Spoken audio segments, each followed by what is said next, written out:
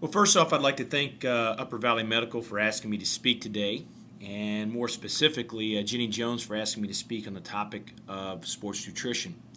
And when Jenny asked me to speak, I was really excited. I was like, man, I'm going to get to share all the latest and greatest research out there about sports nutrition. And as I started to get into the developing of this presentation, I was kind of taken back. I started thinking, I've afforded a lot of amenities at the University of Dayton. A lot of things that are given to me may not be afforded to a lot of the people in the audience that I'll be speaking with.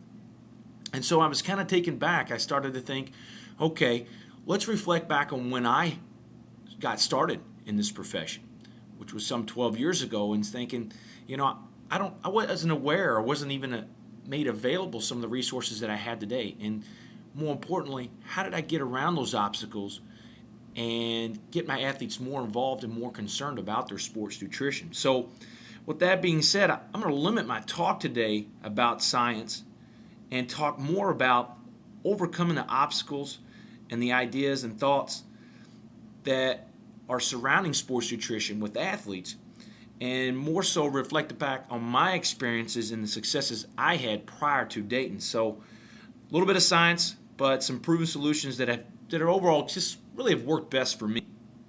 So with that being said, let's move forward.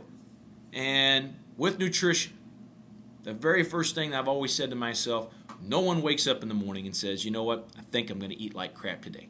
It just doesn't happen. No one wants to get up and not do the right thing during the day.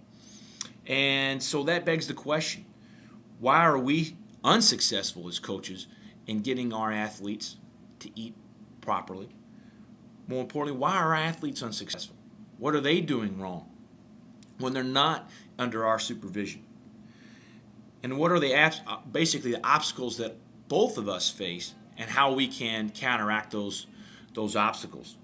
And so today, we're just going to identify, problem solve, collaborate, and then hopefully by doing those things and taking this approach, you're going to have a higher rate of success with your athletes. So the very first obstacle as coach is number one. For me, I get to break 18 years of bad habits. If you're a high school coach, you might even have 14 years. But that's a big obstacle to break. So that's the number one. Realize that you have 14 to 18 years of bad habits, of uninformed nutritional habits to break. And ultimately, knowledge about nutrition. Your knowledge about nutrition. That's going to be extremely important for you to develop your knowledge so that you're able to develop a trust and convince athletes that you know what you're talking about. And knowing your athletes, the demographics of your athletes. I was really taken back some years ago when I was coaching at University of Nevada and working with the football team. We would have kids come in from inner cities that had never seen a grocery store. Just never seen one. It blew me away. And their idea of nutrition was limited to what was at the fast food corner, a fast food restaurant, or a convenience mart down on the corner. And that's pretty much where the nutrition began and ended. That was it. That's all they knew. So understanding the background of your athletes, understanding where they come from will be not only a huge obstacle, but it will definitely help you in terms of achieving some sort of level of success with those athletes. And regardless of how well your intentions are, or if you don't gather the support of your coaching staff, of administrators, then all your efforts are really going to be in vain. And so you need to really make sure, hey, my intentions, what do I want to do? But more importantly, what are my administrators going to allow me to do, and my coaching staff going to allow me to do? That's going to save you a lot of time. It's going to save you a lot of frustration when you start taking on the role as a sports nutritionist with your athletes. And in addition to that, really your budget. What you want to do versus what financially you can do is going to be extremely important to understand, because, again, level of frustrations, increasing your level of success will be largely dependent upon again, identifying and then problem solving and then collaborating with your administrators, your coaches, understanding exactly what you're able to do, and that's going to have a huge impact on terms of your overall success with your athletes.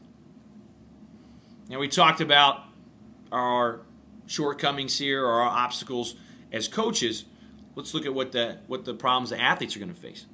And very similar to the coaches, knowledge about nutrition.